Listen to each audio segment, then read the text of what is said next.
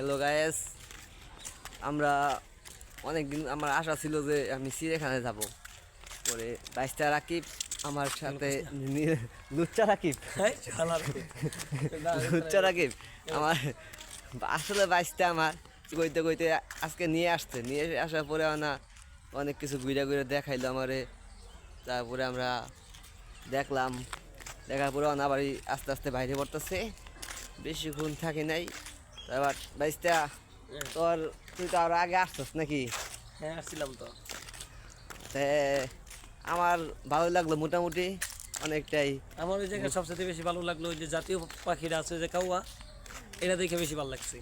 জাতীয় পাখি কাউয়া, তাই না? হ্যাঁ হ্যাঁ, চিড়িয়াখানায় কাউয়া দেখি রাখছে জাতীয় পাখিটা। এইটা তো হাস্যকর একটা বিষয়। আর বেশি কিছু আমি কভার চাই না। গাদা দেখে কারে জানি শরম দিল, আমার সাথে হইতে পারে।